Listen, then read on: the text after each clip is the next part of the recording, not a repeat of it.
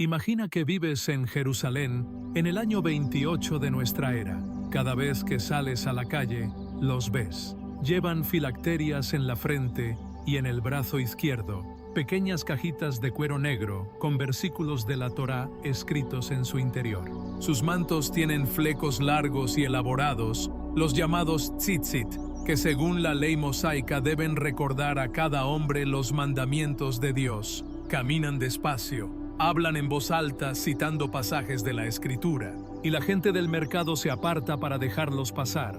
No son soldados romanos, no son sacerdotes del templo, son los fariseos, el grupo religioso más influyente, más temido y más discutido de toda la Palestina del siglo I. Y Jesús de Nazaret los conoció de cerca, debatió con ellos, los confrontó públicamente y les dedicó algunas de las palabras más duras registradas en los evangelios.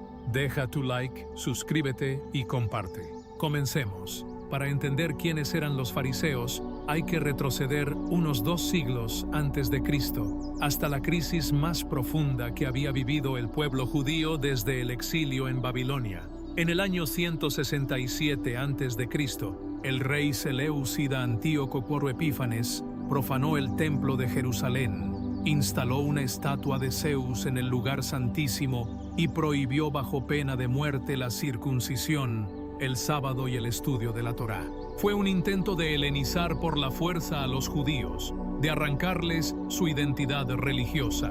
La respuesta fue la revuelta de los macabeos, pero también algo más profundo, el nacimiento de un movimiento de laicos devotos llamados los Hasidim, los piadosos que se comprometieron a estudiar, cumplir y enseñar la ley de Moisés como nunca antes se había hecho. De ese núcleo de Hasidim surgieron con el tiempo los fariseos. La palabra fariseo viene del hebreo perusim, que significa los separados. Hay debate académico sobre esto, pero la interpretación más aceptada es que los fariseos se separaban de la impureza ritual, de todo aquello que según su interpretación de la ley los contaminaría ante Dios. No eran sacerdotes, eran en su mayoría hombres comunes con oficios comunes que habían decidido vivir como si fueran sacerdotes sirviendo en el templo, aplicando las leyes de pureza a su vida cotidiana en casa, en el mercado, en la sinagoga. Ese era su rasgo más revolucionario. Democratizaron la santidad. El historiador judío Flavio Josefo, que escribió en el siglo I de nuestra era y que conoció a los fariseos personalmente, porque él mismo fue miembro de este grupo antes de pasarse al lado romano. Los describe como el partido más influyente entre los judíos, con una capacidad notable para ganarse el afecto del pueblo común. Según Josefo, en tiempos de Herodes el Grande había aproximadamente 6.000 fariseos en toda Palestina. No era un número enorme, pero su influencia era desproporcionada. Controlaban las sinagogas, que eran los centros de educación y vida comunitaria. Enseñaban en público, debatían en público, y eran los intérpretes de la ley que la gente consultaba para resolver disputas cotidianas. Los fariseos tenían una teología que en muchos aspectos era sorprendentemente cercana a la de Jesús. Creían en la resurrección de los muertos, doctrina que los saduceos rechazaban completamente. Creían en los ángeles y los demonios. Creían que Dios interviene en la historia humana y que cada persona tiene responsabilidad moral por sus actos. Cuando el apóstol Pablo, en el libro de los Hechos de los Apóstoles, capítulo 23, declara ante el Sanedrín que él es fariseo y que lo juzgan por su esperanza en la resurrección de los muertos, inmediatamente los fariseos presentes se ponen de su lado contra los saduceos. Esa escena revela lo cerca que estaban teológicamente fariseos y cristianos primitivos en ciertos puntos fundamentales. Pero el punto donde los fariseos se separaban radicalmente de Jesús era su doctrina de la tradición oral. Los fariseos creían que en el Sinaí, Moisés había recibido no solo la Torá escrita, sino también una Torá oral que explicaba cómo aplicar cada mandamiento. Esa tradición oral había pasado de maestro a discípulo durante siglos y para el siglo I constituía un enorme cuerpo de interpretaciones y regulaciones de la ley. Esta tradición oral sería codificada más tarde en la Mishnah, alrededor del año 200 de nuestra era y luego ampliada en el Talmud. Para los fariseos, esa tradición oral tenía la misma autoridad que la escritura escrita. Para Jesús era una valla humana que en muchos casos contradecía el espíritu original de la ley divina. Es precisamente esta tensión la que explica los conflictos registrados en los evangelios. En el capítulo 15 del Evangelio de Mateo, los fariseos critican a los discípulos de Jesús por comer sin lavarse las manos según el ritual prescrito. La respuesta de Jesús es contundente. Les pregunta por qué ellos, con su tradición oral, traspasan el mandamiento de Dios. Les pone un ejemplo concreto. La Torá ordena honrar al padre y a la madre, pero la tradición farisaica permitía declarar corbán, es decir, ofrenda dedicada a Dios, los bienes que de otro modo se usarían para sostener a los padres ancianos, liberando así al hijo de su obligación filial mientras mantenía los bienes para sí mismo. Jesús lo llama hipocresía. La vida cotidiana de un fariseo en el siglo I giraba alrededor de tres ejes: el estudio de la Torá, la observancia meticulosa de los mandamientos y la pertenencia a una comunidad específica llamada Habura, que en hebreo significa compañía o asociación. Estas comunidades farisaicas eran grupos de hombres que se comprometían formalmente a cumplir ciertos estándares elevados de pureza ritual y diezmo. El diezmo era un asunto de suma importancia para los fariseos. La ley de Moisés ordenaba dar la 10ª parte de los productos agrícolas a los sacerdotes y levitas. Pero en el siglo I, en la práctica, muchos agricultores y comerciantes no diezmaban correctamente. Un fariseo no podía arriesgarse a comer alimentos que no hubieran sido correctamente diezmados porque eso lo contaminaría ritualmente. Entonces, cuando un fariseo compraba cualquier producto alimenticio, tenía que asumir que el vendedor no lo había diezmado y diezmarlo él mismo antes de comerlo. En el Evangelio de Lucas, capítulo 18, Jesús cuenta la parábola del fariseo y el publicano. El fariseo en esa parábola dice: ayuno 2 veces por semana y doy diezmos de todo lo que poseo. Ese detalle del diezmo de todo lo que poseo es exactamente la práctica farisaica descrita por los estudiosos, diezmar incluso lo que ya debería haber sido diezmado por precaución. El Sabbat, el día de reposo, era otro campo donde los fariseos habían desarrollado una legislación extraordinariamente detallada. La Torá prohíbe trabajar en el Sabbat, pero ¿qué cuenta como trabajo? Los fariseos habían definido 39 categorías principales de trabajo prohibido, que en hebreo se llaman avot melashot. Está prohibido encender fuego, por lo que se preparaba la comida del Sabbat el día anterior.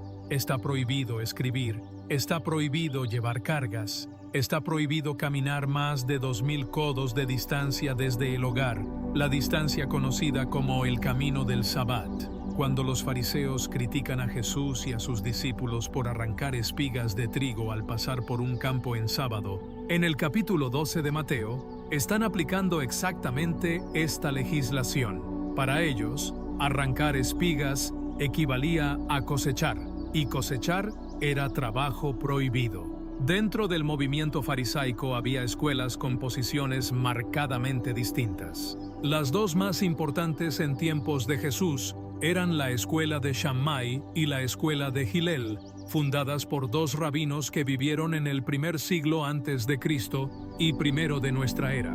Shammai era estricto, riguroso, exigente. Hillel era más flexible y conocido por su énfasis en la misericordia. El Talmud registra cientos de disputas entre ambas escuelas sobre los más variados temas. Sobre el divorcio, Shammai lo permitía solo en caso de adulterio, mientras Hillel lo permitía por causas mucho menores. Sobre cómo celebrar el Yanuká, sobre cómo hacer las oraciones, sobre qué se podía comer en el Sabbat y qué no. Cuando los fariseos le preguntan a Jesús en Mateo 19 si es lícito repudiar a la esposa por cualquier causa, esa frase, por cualquier causa, es la posición de la escuela de Hillel. Le están preguntando cuál es su posición en ese debate académico en curso. La respuesta de Jesús no toma partido entre Shammai y Hillel, sino que va más atrás. Al principio mismo de la creación, citando el Génesis. Al principio no fue así. Es una jugada retórica brillante que sitúa la discusión en un plano completamente distinto. Uno de los fariseos más famosos de toda la historia fue Saulo de Tarso, quien se convirtió en el apóstol Pablo. En su carta a los Filipenses, capítulo 3, Pablo hace un resumen de su currículo farisaico. Circuncidado al 8º día, del linaje de Israel, de la tribu de Benjamín, hebreo de hebreos, en cuanto a la ley, fariseo, en cuanto a celo, perseguidor de la iglesia, en cuanto a la justicia que es en la ley, irreprensible. Esa última palabra, irreprensible, da una idea del nivel de exigencia que los fariseos se imponían a sí mismos. Pablo también menciona en Hechos 22 que estudió a los pies de Gamaliel, uno de los grandes maestros fariseos de la época. El propio Talmud, compuesto siglos después por los herederos del movimiento farisaico, incluye una clasificación fascinante y autocrítica de 7 tipos de fariseos, de los cuales la mayoría son descritos negativamente. El fariseo del hombro, que lleva sus buenas obras en el hombro para que todos las vean. El fariseo tropezón, que camina encorvado de humildad fingida. El fariseo sangriento, que cierra los ojos para no mirar a las mujeres. El fariseo de mortero, que camina con la cabeza gacha. El fariseo ¿qué debo hacer?, que siempre pregunta qué buena obra le queda por hacer. El fariseo del amor, que sirve a Dios por amor genuino. Y el fariseo del temor, que sirve a Dios por miedo al castigo. Según este texto talmúdico, solo los 2 últimos son dignos de elogio. Los propios sucesores de los fariseos reconocían el peligro de la religiosidad superficial y calculadora. Esta autocrítica interna del Talmud es enormemente relevante para entender los conflictos de Jesús con los fariseos. Jesús no estaba atacando a todos los fariseos como individuos. En el Evangelio de Lucas, Jesús acepta varias invitaciones a cenar en casas de fariseos, lo que era una señal de respeto mutuo. Nicodemo, descrito en Juan capítulo 3 como un hombre de los fariseos, un líder judío, va a visitar a Jesús de noche en privado. En Juan 19, ese mismo Nicodemo traerá una mezcla de mirra y áloes de unos 30 kilos para ungir el cuerpo de Jesús muerto. Un gesto de reverencia extraordinariamente costoso. Lo que Jesús combatía era el sistema de apariencias, la instrumentalización de la religión para el control social y el prestigio personal.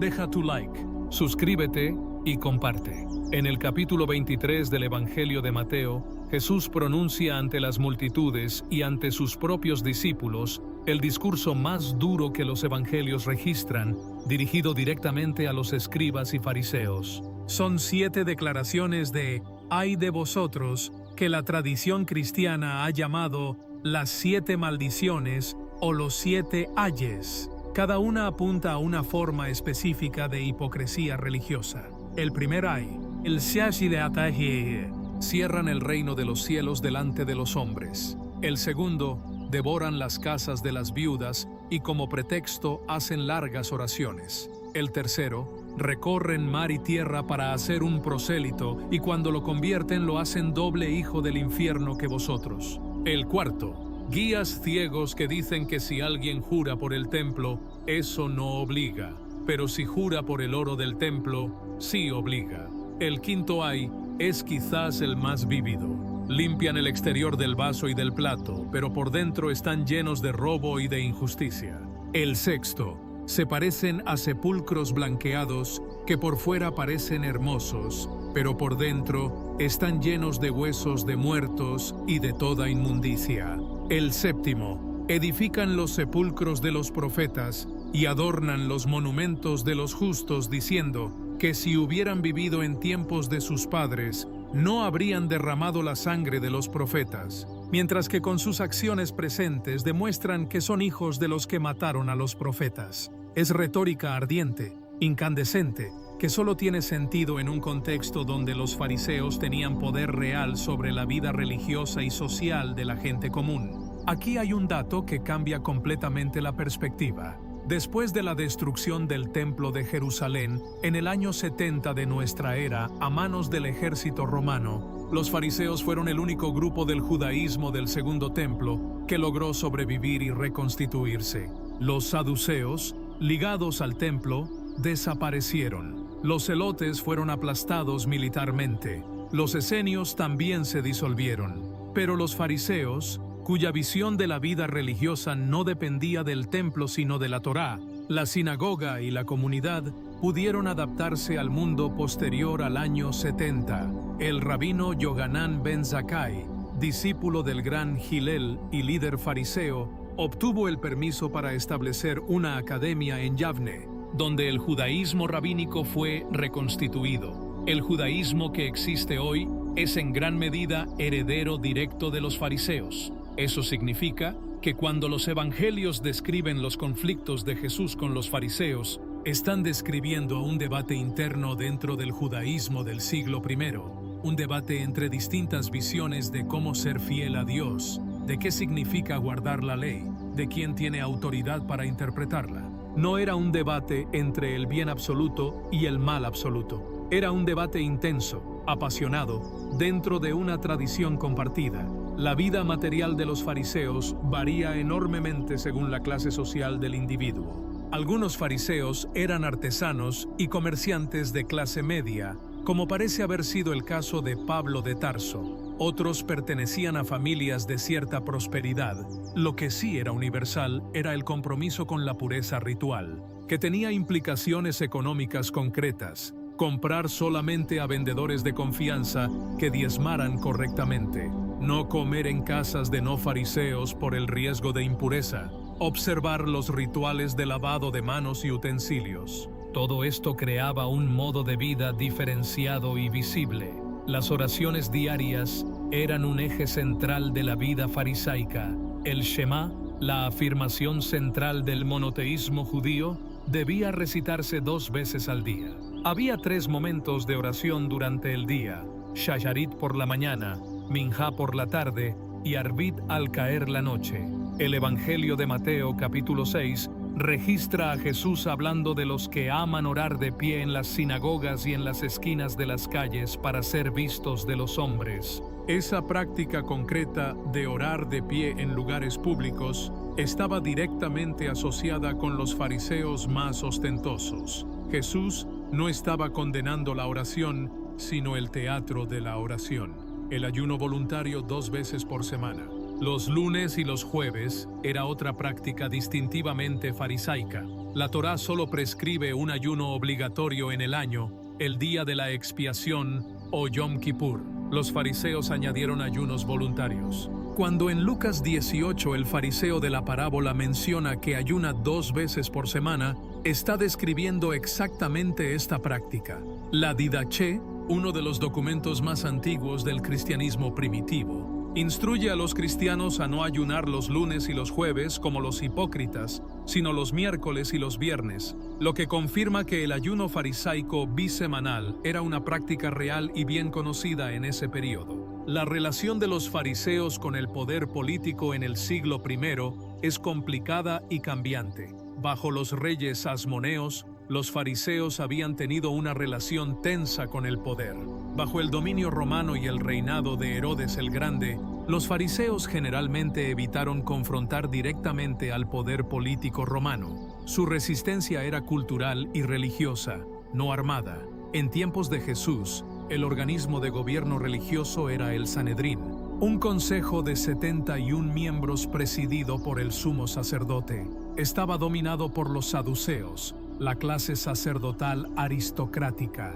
Los fariseos tenían representación pero no controlaban la institución. Sin embargo, su influencia sobre la masa del pueblo era mayor que la de los saduceos. Esta dinámica explica la cautela con que el Sanedrín manejó el caso de Jesús. Los líderes sacerdotales temían a la multitud, que consideraba a Jesús un profeta. Hay un momento en los evangelios que ilumina esta relación de manera particular.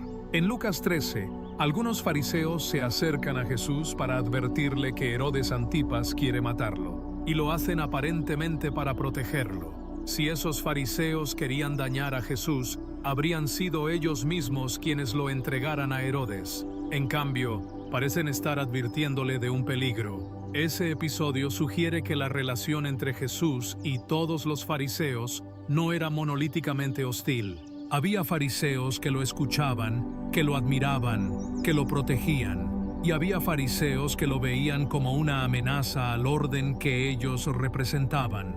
El legado de los fariseos es, paradójicamente, doble. Por un lado, son los padres del judaísmo rabínico, la tradición que sobrevivió la destrucción del templo y que dio al pueblo judío la capacidad de existir y florecer sin un hogar nacional durante casi 2000 años. Sus métodos de estudio, su amor por el debate, su convicción de que la Torá puede aplicarse a cada aspecto de la vida cotidiana, su democratización de la vida religiosa, todo eso son contribuciones de valor incalculable.